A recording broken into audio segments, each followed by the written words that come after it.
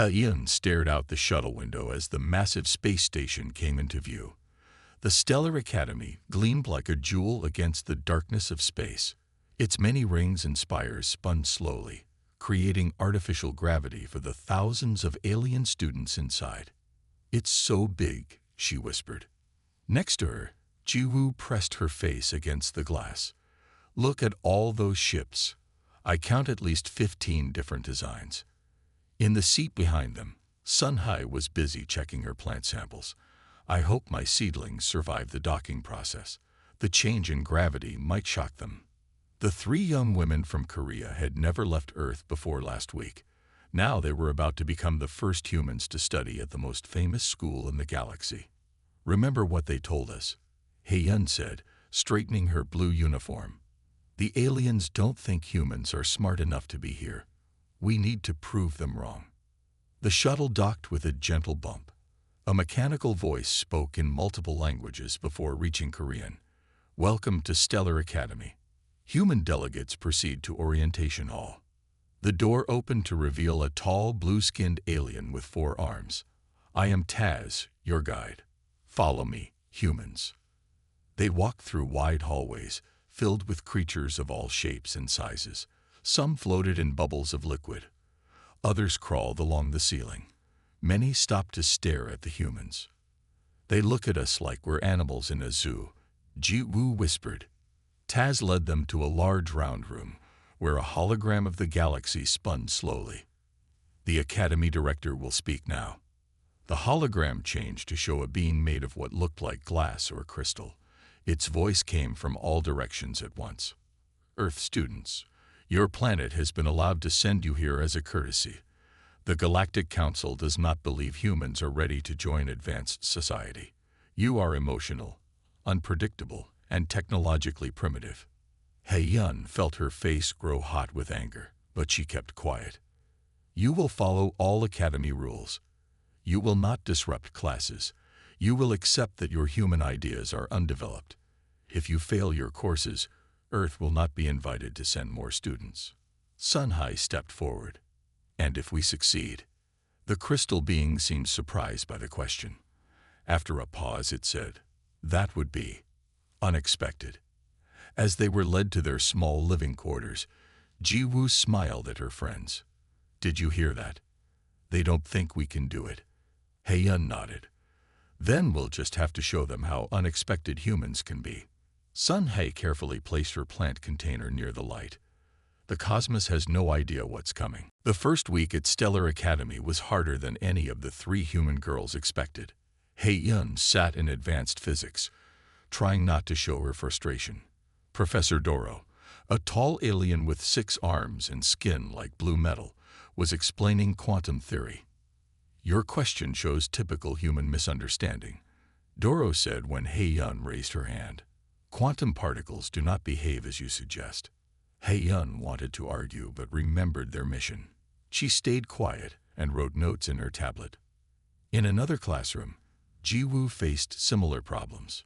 She was the only one who thought emotions mattered in language. "Feelings do not belong in proper translation," her teacher insisted. The other students, some with multiple heads or glowing skin, laughed at her. Sun-Hai had the worst time in plant engineering. When she showed her earth plants, the teacher said, "These are primitive specimens. We create perfect plants through advanced technology, not simple breeding." That night in their room, the 3 friends shared their problems. "They won't even listen to us," He-Yun said, hitting her pillow. "My ideas about quantum observation are good, but Professor Doro acts like I'm a child." Ji-Woo nodded. "My translation program works better when it includes emotional context, but they only care about logic." Sun-Hai watered her plants carefully. "They think technology is always better than nature. But my plants can adapt in ways their perfect specimens cannot." A soft knock interrupted them. When the door opened, they saw a strange alien standing there. It looked like a person made of crystal, with light moving inside its clear body. "I am Tao," it said in a musical voice. "I heard the other students talking about the humans. They are not being fair to you." The girls looked at each other in surprise. Why do you care? Sun, he asked. Tal's crystal body flashed with blue light. My species values new ideas. The others have studied the same ways for too long. They have forgotten how to think differently. Heiyun moved aside so Tal could enter their room. We're trying to show what humans can do, but no one will give us a chance. Tail tilted its crystal head. Perhaps you are trying to fit into their ways instead of showing your human strengths. Jaewoo's eyes widened. You mean we should stop trying to be like them? Exactly, Tal said. The academy doesn't need more students who think like everyone else. Show them how humans think differently. As Tal left, the three friends looked at each other with new determination. Tomorrow, Heiyun said, we stop trying to fit in and start being human. 2 weeks passed. The three human girls stopped trying to follow the alien ways of thinking. Instead, they used their human strengths. In physics class, Heiyun worked late into the night. She built a small device that showed how quantum particles behaved differently when viewed from multiple dimensions at once, something the aliens had never considered. When she showed it to Professor Doro, the six-armed teacher first dismissed her work. Impossible, Doro said. Your human science is too basic to understand this concept. Heiyun took a deep breath. Please just look at the results. She turned on her device. The hologram showed particles moving in patterns that shouldn't be possible according to academy teaching. Professor Doro's eyes widened. The blue alien checked the data 3 times. This cannot be correct, Doro said, but the proof was right there. Meanwhile, Jaewoo had been recording all alien languages she heard. She built a new translation program that did what the aliens said was impossible. It captured feeling and meaning together. During language class, the teacher was struggling to translate a poem from one alien language to another. The meaning is lost, the teacher said. Jaewoo raised her hand. May I try? Using her new program, she translated the poem perfectly. The alien who wrote it was so moved that its skin changed color with emotion. How did you do this? The teacher asked in shock. Humans understand that words carry feelings, not just information, Jaewoo explained. Sun Hai made the biggest impression. When a rare plant from a distant world started dying in the academy greenhouse, no one could save it. Our technology cannot help this species, the plant teacher said sadly.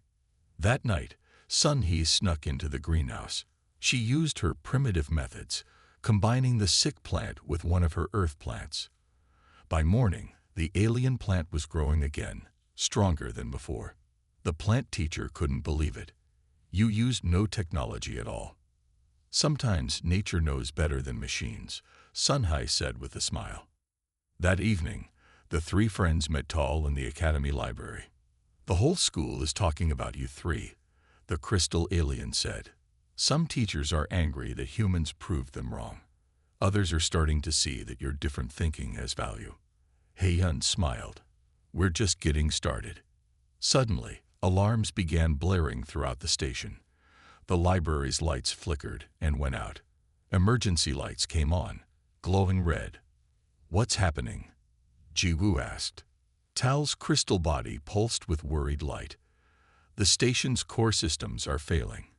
This has never happened before. Red emergency lights flashed as a computer voice repeated. System failure. All students return to quarters. All faculty report to control center. The library emptied quickly, but the three human girls and Tal stayed. We should help, Heiyun said. Tal's crystal body flickered with doubt. The academy leaders will handle this. Jaewoo shook her head. Look around. Everyone is panicking. She was right. In the hallway, different alien species were shouting over each other. Some were arguing about what to do, while others ran in different directions.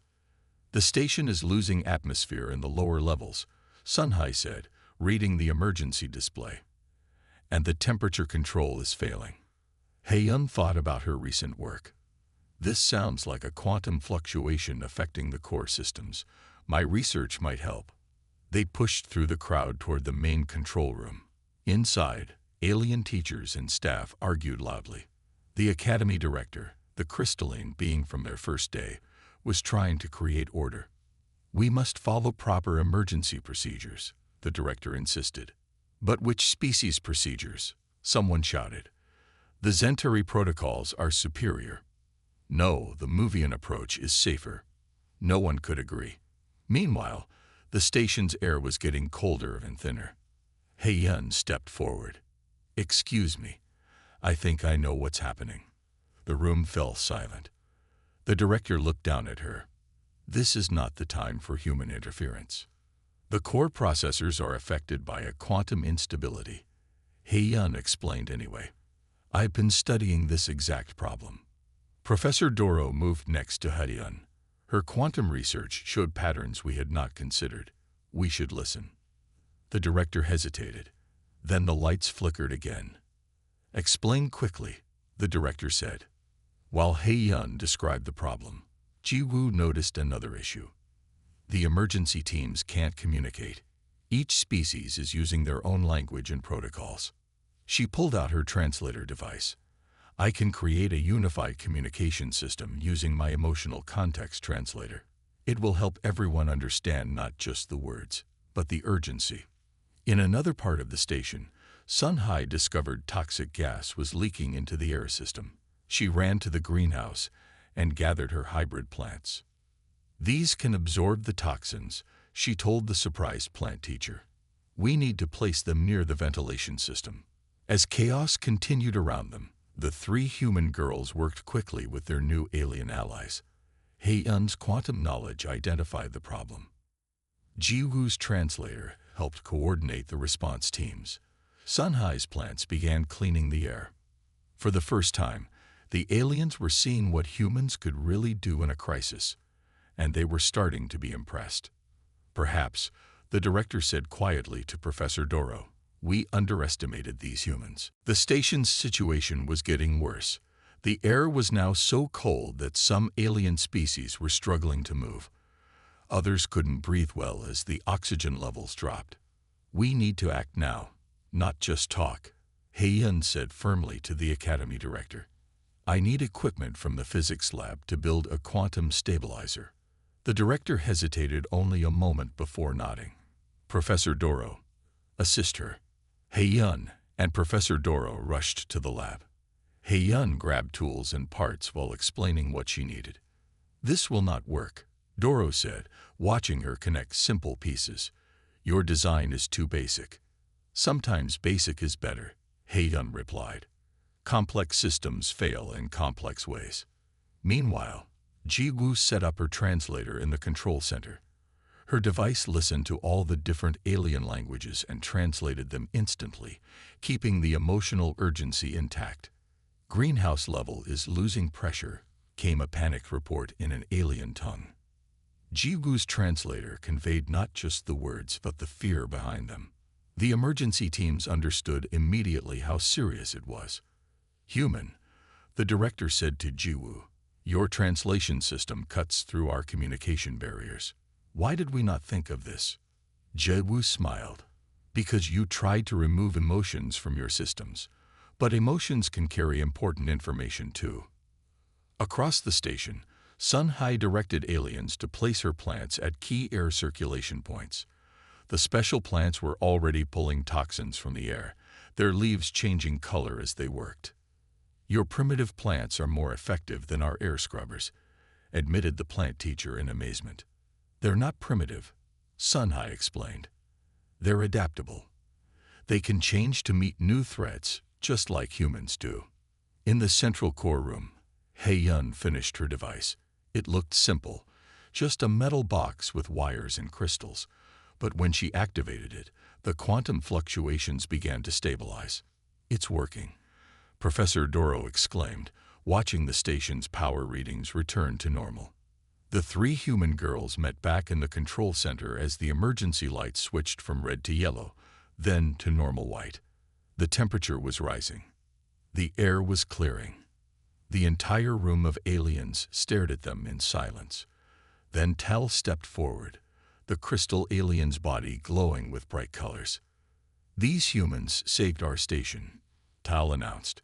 "They did what we could not, because they thought differently than we do." The director's crystalline form shimmered as it approached the three girls. "Your human methods were effective," the director admitted. "The Academy owes you gratitude."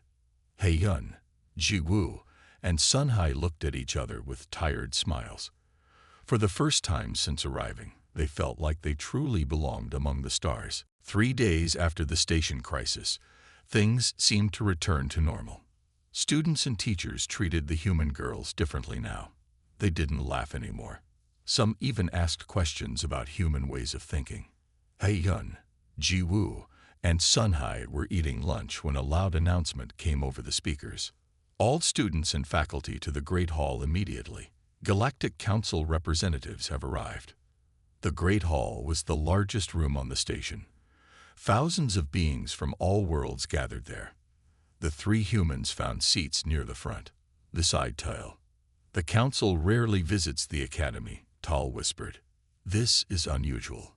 A large ship had docked with the station. From it came 5 tall beings with silver skin and flowing robes. The Galactic Council members looked powerful and ancient. The lead council member, named Lena, spoke in a voice that filled the hall. "We have reviewed the incident that damaged this station. It is most concerning." The Academy director stepped forward. "Thanks to quick action, especially from our human students, the crisis was resolved with no casualties." Lena's silver face showed no emotion. "Yes, the humans. That is why we are here." Hei-yun felt a chill. This didn't sound good. "Our investigation suggests the quantum fluctuation may have been triggered by human presence on the station. Their primitive technology may be incompatible with our systems." "That's not true." Ji-woo started to stand, but Sun-hai pulled her back down. The director seemed surprised. "The humans helped solve the problem. They didn't cause it." Lena moved closer to the three girls. "Perhaps, but their methods were unorthodox and dangerous. The Council questions whether humans are ready for galactic society." The hall filled with whispers. Some aliens nodded in agreement. Others looked uncertain. "We propose a test," Lena continued. "The annual Academy tournament begins next week. If these humans wish to prove their worth, they will compete." The crowd gasped. Professor Doro stepped forward. "The tournament is for advanced students. These humans are first-year students." "Exactly," Lena said coldly. "If humans are truly ready to join us among the stars, they should be able to compete at our level. If they fail, Earth's invitation to the Academy will be reconsidered." The director looked at the three humans. "The choice is theirs." All eyes in the hall turned to Hei-yun, Ji-woo, and Sun-hai. They looked at each other, a silent agreement passing between them. Hei-yun stood up. "We accept the challenge." As they left the hall, Tal hurried beside them. "The tournament is extremely difficult. No first year has ever ranked in the top positions." Sun-hai smiled. "Then we'll be the first." "The Council wants us to fail," Ji-woo said. "They're afraid of how different we are." Hei-yun nodded.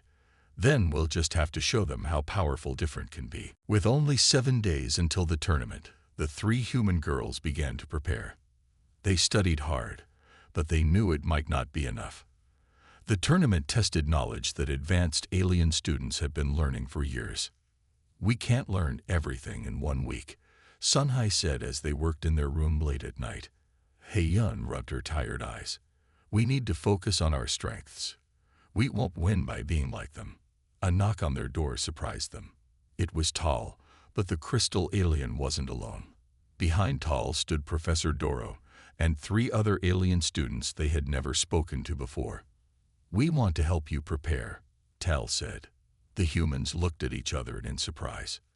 "Why would you help us?" Ji-woo asked. A tall green alien with 4 eyes stepped forward. "I am Kip. My people value fairness. What the Council is doing is not fair." Another alien that looked like a floating cloud of blue gas bobbed gently. "I am Mist. You saved my life during the crisis. Your plants cleared the toxic gas that would have killed me. The third alien was small with metal skin. I am Czar. I believe the Council fears human creativity. They should not punish what they fear. Professor Doro nodded. The tournament was designed to show which species thinks most like the Council, but perhaps the galaxy needs different ways of thinking. For the next 6 days, the humans and their new allies worked together. Tell explained the tournament's format and rules. Professor Doro taught Heiyun advanced multidimensional math. Kip helped Jiwoo understand alien cultural contexts. Mist and Czar worked with Sunhai on combining technology with biology. Most importantly, they realized something that gave them hope. The tournament has individual challenges, but also team challenges, Tal explained. Most species struggle with teamwork. They compete even within their teams. The humans smiled at each other. Working together was what humans did best. On the night before the tournament, the academy director visited them. I cannot officially support you, the crystal being said, but I have observed that humans have a quality we did not expect. What's that? Heiyun asked. You care about each other's success as much as your own. When one of you achieves something, you all feel joy. When one struggles, you all help. This connection between you is interesting. After the director left, the 3 friends sat together, feeling nervous but ready. No matter what happens tomorrow, Sunhai said, we've already changed how some of them think about humans. Jiwoo nodded. And we've made real friends among the stars. Heiyun looked at her device, her notes, and then at her friends. Let's show the galaxy what humans can do. The day of the tournament arrived. The Academy's Great Hall had been transformed into a competition arena. Screens showed the names of all teams.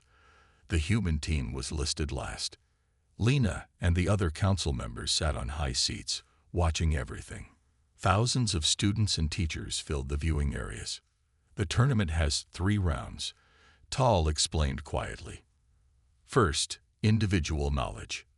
Then, small team challenges. Finally, the big problem that all team members solved together. The individual tests came first. Each student stood alone in a testing chamber. Questions appeared, ranging from complex math to alien biology to galactic history. Heiyun struggled with some questions but excelled in physics.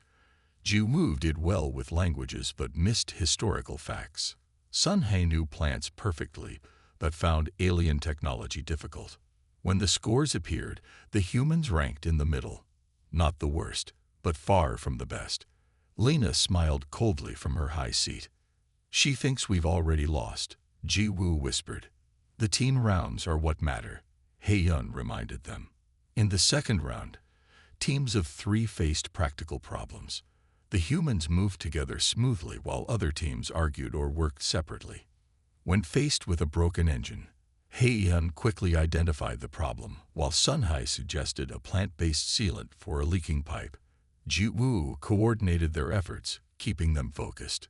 Their scores improved. They moved up to 8th place out of 20 teams. You're doing well, Professor Doro told them during a break. But the final challenge is the hardest. The final challenge was announced. Create a stable model for terraforming a toxic planet.